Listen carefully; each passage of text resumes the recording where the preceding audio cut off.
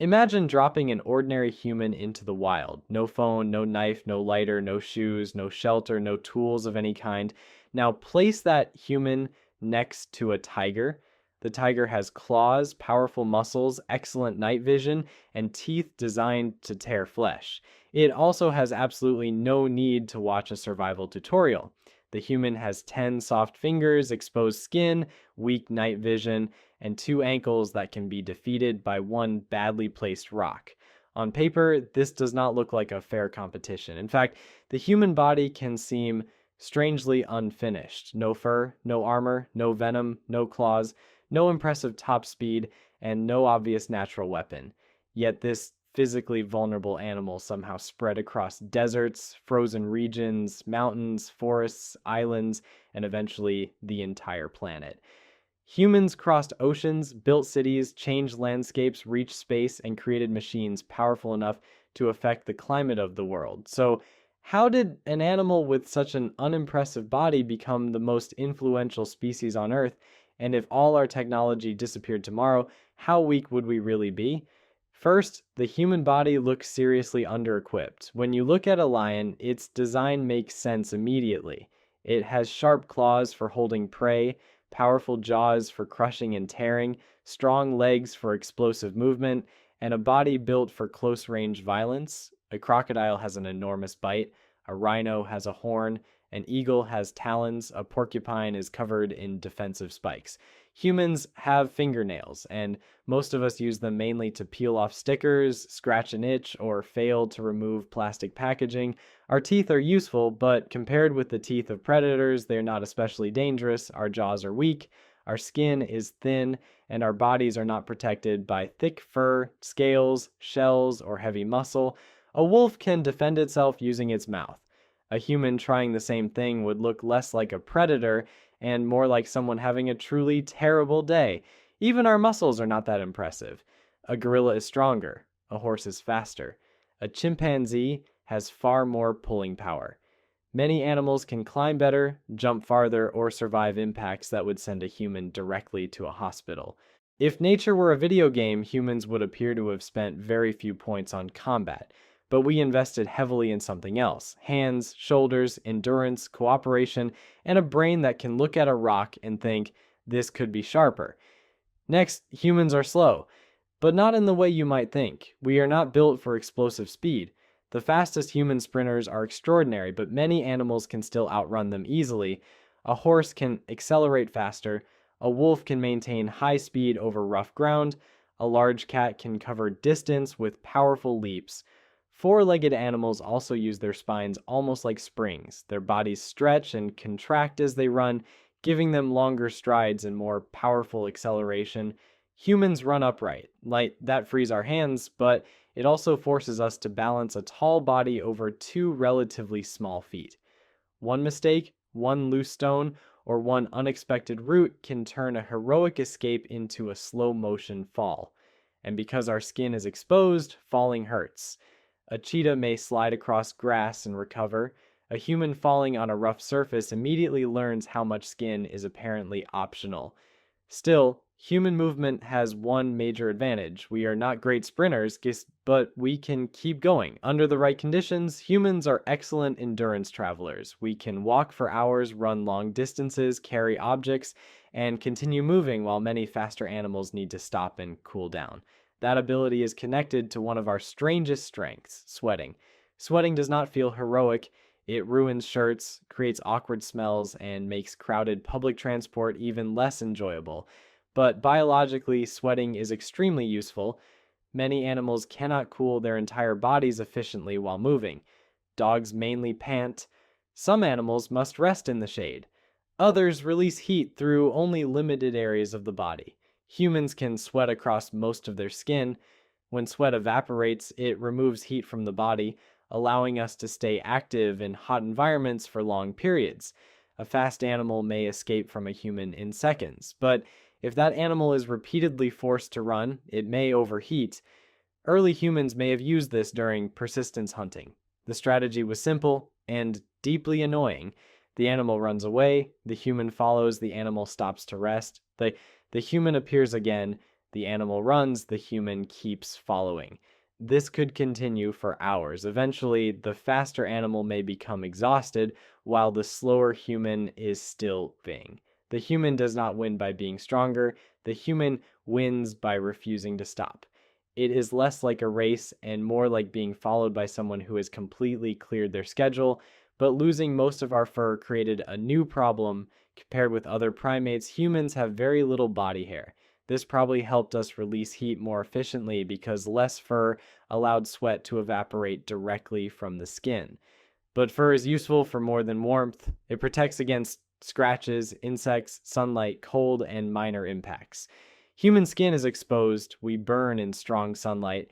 We lose heat quickly. Branches can cut us, insects can bite us, and a cold night can become dangerous surprisingly fast. A polar bear is born with an excellent winter coat. A human is born with no protection and immediately needs someone else to wrap it in fabric. So humans had to create artificial fur. Animal skins, plant fibers, woven clothing, coats, gloves, and shoes. Clothing is not just decoration, it is technology that compensates for a body that cannot survive many environments on its own. Without clothing, humans would be limited to a much smaller part of the planet. With clothing, we could move into cold regions, high mountains, and harsh climates. We did not evolve thicker fur, we invented it. Human babies are another major weakness. Many newborn animals can stand quickly, some can walk within hours. This makes sense because in the wild, lying on the ground for several months is not a strong survival strategy. Human babies are different. They cannot walk, they cannot feed themselves, they cannot escape danger, they cannot regulate their own lives in any meaningful way. For a long time, they cannot even hold up their own heads. A human baby needs years of care. One reason is our large brain. The human brain requires a large skull, but walking on two legs changed the shape of the pelvis. This created a difficult compromise. If babies remained in the womb until they were more fully developed, childbirth would become even more dangerous. So human babies are born unusually early in their development, and much of their growth happens outside the womb. This creates a major weakness, but it also creates a social advantage. Raising a human child is difficult for one person. Food must be found. Danger must be watched. The child must be carried, protected, taught, and somehow prevented from eating random objects from the ground. This encouraged cooperation, families, groups, shared care, teaching, and communication. The helplessness of human babies may have helped make humans more social. We survived because no one was expected to do everything alone. Our senses are not especially impressive either. Humans see color and detail well in daylight, but in darkness, our vision becomes weak. Cats, owls, and many nocturnal animals perform much better in low light. At night, a forest becomes a collection of dark shapes. A branch breaks nearby. It could be the wind, it could be a rabbit, it could be a predator. The human brain usually adds a fourth option, a supernatural creature that has been waiting specifically for you. Our sense of smell is also limited compared with that of dogs and many other animals. A dog can detect who passed through an area, how long ago they were there, which direction they went, and sometimes even their physical condition. A human may struggle to decide whether milk is still safe after smelling it 3 times. Our hearing is useful, but many animals detect frequencies we cannot. Our eyes are good, but not in darkness. Our noses work, but not like tracking systems. So instead of relying only on biology, humans built external senses: torches, lamps, glasses, telescopes, microscopes, cameras, radar, sonar, thermal imaging, and satellites. Other animals evolved better senses, humans made upgrades. Throwing changed the rules completely. One of the most important human physical abilities is accurate throwing.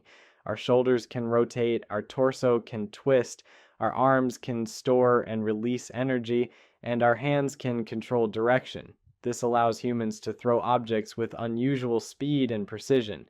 Some animals can toss things, but humans are exceptionally good at combining distance, force, and accuracy. That matters because claws and teeth work only at close range. A predator must approach its target. A human can attack from far away. Yeah, at first, a simple stone was enough. Then humans sharpened stones, attached points to wooden shafts, built spears, developed spear throwers, created bows, and made arrows. Now the human body was no longer limited by its own muscles. Tools multiplied force. A lion has claws. A human has a sharp object traveling through the air before the lion can get close. That changes the situation completely. Distance became armor, accuracy became strength, and design became a weapon. The human hand is a universal tool. It does not look dangerous, but it is extremely versatile. We can grip a heavy object, pick up a tiny needle, tie a knot, shape clay, use a hammer, write a sentence, or repair a machine. Our thumbs allow precision. Our fingers allow control. Our wrists and arms allow complex movement. But the hand is powerful only because it works with the brain. We can imagine an object in a different form. A stone can become a blade, a branch can become a spear, animal skin can become clothing, bone can become a needle, plant fiber can become rope. This is a major advantage. A wolf cannot redesign its teeth, a tiger cannot replace its claws with a better version next week. Biological evolution is slow. Technology can change in a single day. If a tool breaks, we build another. If a design fails, we improve it. If a body part is missing, we sometimes create an artificial one. Humans do not wait for evolution to solve every problem. We build around the problem. Then came fire, and fire made the night hours. Fire changed human survival. It created warmth, light, protection, and cooked food. Cooking made many foods easier to chew and digest. It also reduced some bacteria and parasites. Fire allowed humans to survive in colder places. It extended activity beyond sunset. It may have helped keep predators away, and it created a social center. At night, people could gather around a fire. They could share information, plan, teach, tell stories, remember events, and strengthen relationships. Fire did not just warm the body, it connected the group. Of course, controlling fire probably involved mistakes. One of humanity's greatest discoveries was fire. The next discovery was that dry grass burns much faster than expected. But once fire was controlled, darkness no longer belonged entirely to predators. Humans had created their own small sun. One human is weak. A group is not. A single unarmed human is vulnerable. 20 humans carrying spears are a serious threat. Human power comes from cooperation. One person can watch for danger, another can gather food, another can care for children, another can make tools, another can remember routes, another can treat injuries. A group can surround prey, defend a camp, share food, and survive the loss of one skill because another person still has it. Language made cooperation far more powerful. Humans can describe events that are not happening now. We can talk about yesterday, tomorrow, a distant place, a hidden danger, or a plan that exists only in the mind. A person can see a predator, escape, and later explain where it was. The warning survives even when the danger is no longer visible. Humans can also divide tasks. You go left, I will wait here. They will block the path. This requires shared understanding, memory, trust, timing, and communication. Many animals cooperate, but humans can cooperate in highly flexible ways, even with people they barely know. That ability eventually allowed villages, armies, cities, markets, governments, and entire civilizations to exist. Shared knowledge is our true advantage. A single human brain is limited, but humans do not rely on a single brain. We teach, we imitate, we record, and we pass knowledge to the next generation. One person learns which plant is poisonous, another remembers where water can be found. Someone improves a tool, someone else teaches the improved method. Every generation does not begin from zero. Knowledge accumulates. Stone tools become more advanced. Shelters improve. Clothing improves. Hunting methods improve. Farming appears. Animals are domesticated. Villages grow into cities. Today, almost no one understands every technology they use. You can use a phone without knowing how to manufacture a processor. You can drive a car without knowing how to build an engine. You can turn on a light without understanding the entire electrical grid. Modern power comes from shared systems. Millions of people contribute small pieces of knowledge, and each person depends on the work of others. The human superpower is not individual intelligence, it is collective memory. So, what happens if technology disappears? Imagine a modern person suddenly placed in the wilderness. No equipment, no food, no map, no communication. Survival would depend on the environment and on the person's knowledge. Can they find clean water? Can they build shelter? Can they identify edible plants and avoid poisonous ones? Can they start a fire? Can they navigate? Can they treat an injury? Like, most modern people rarely use these skills. Water comes from a tap, food appears in stores, buildings control temperature, phones provide directions, weather applications warn us about storms. Modern humans are biologically similar to ancient humans, but our daily lives depend on enormous systems. If an average person is left alone in a forest, the first reaction may not be to search for shelter. It may be to check the phone, then check for signal, then discover the battery is at 8%. And suddenly the missing charger feels like the greatest threat in nature. Still, humans are not completely helpless. We can learn, observe, experiment, cooperate, create tools, and share information. The human body is weak when isolated, but the human mind can turn the environment into an extension of the body. A stone becomes a tooth, a spear becomes a claw, clothing becomes fur, a house becomes a shell, a vehicle becomes stronger legs, a telescope becomes a better eye, and a computer becomes extra memory. So, what is the real human body? Humans are not the strongest animals. We are not the fastest. We do not have the sharpest teeth, the toughest skin, the best night vision, or the most powerful senses. Without tools, we are vulnerable. But our success was never based only on flesh and bone. We create tools, we share knowledge, we cooperate, we change our environment, and when nature does not give us an ability, we build it outside the body. No wings? Build an aircraft. No gills? Carry oxygen underwater. No fur? Make clothing. Poor night vision? Create light. Weak memory? Write things down. The natural human body may look unfinished, but perhaps that is because the human body was never meant to end at the skin. Our tools are part of it, our homes are part of it, our communities are part of it, our shared knowledge is part of it. One unprepared human alone in the wild may be weak, but give that human a rock, enough time, and a few cooperative friends, and the rest of nature may have a reason to worry.